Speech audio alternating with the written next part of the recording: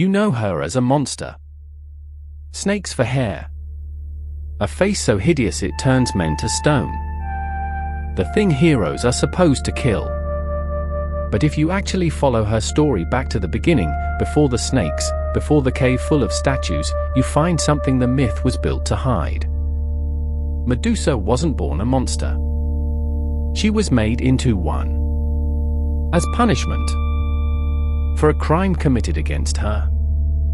This is the real story of Medusa, and by the end, you won't be sure who the villain was. Start with who she was. In the version that shaped how the world remembers her, the one told by the Roman poet Ovid, Medusa wasn't born a creature at all. She was a young woman, and a strikingly beautiful one. Her hair, specifically, was said to be her glory. She served as a priestess in the temple of Athena, the goddess of wisdom and war. That role demanded a vow of chastity, total devotion to the goddess. Medusa kept it. She was, by every measure, exactly what the gods asked a mortal to be: faithful, disciplined, pure. Hold on to that, because the entire tragedy turns on it. She didn't break a single rule. She did everything right. Poseidon was the god of the sea, Zeus's brother, one of the three most powerful beings in existence. He wanted Medusa. And gods, in these stories, do not take no as an answer. He assaulted her. And he did it inside Athena's own temple, the one place that was supposed to be sacred, protected, untouchable. Sit with that. A crime of violence, committed by one of the most powerful gods in the cosmos, against a woman whose only role was devotion, in the house of the goddess she served. By any moral logic we'd recognize, there is one victim here and one criminal. The victim is Medusa. So watch what the myth does next, because it does the exact opposite of justice. Athena was furious.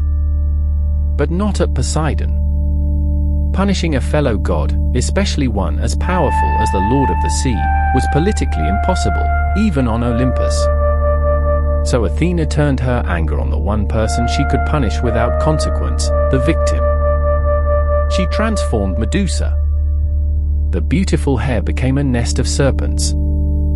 The face became so terrible that any living thing that met her eyes turned instantly to stone. And Medusa was exiled, sent to the edge of the world to live alone, in a cave, surrounded eventually by the stone bodies of everyone who came looking for her. Now, some ancient writers framed this as pure punishment. But here's the detail that complicates everything. After the curse, no one could ever assault Medusa again. The thing that made her a monster also made her untouchable. Was it a punishment? Or the only kind of protection a wronged woman could be given in a world run by gods who never faced justice? The myth leaves that wound open. Years later comes Perseus, a young hero sent to kill Medusa, not because she'd attacked anyone, but because a king wanted Perseus dead and figured Medusa would do the job for him. Think about the framing. Medusa is in her cave, harming no one, when a hero is sent to take her head as a trophy. The gods even help him do it. Athena hands him a mirrored shield so he can approach without meeting her gaze. Hermes gives him a blade. The same gods who refuse to protect her arm the man who comes to kill her. Perseus cuts off her head while she sleeps. And here's the final cruelty: even her severed head is used as a weapon, turning Perseus's enemies to stone for years afterward. In death she became exactly what they'd accused her of being, a thing to be wielded. So why has this story survived for nearly 3,000 years? Because Medusa is the clearest example of something myths do constantly, and something humans still do. When the powerful commit a crime, the story often gets rewritten to make the victim the monster.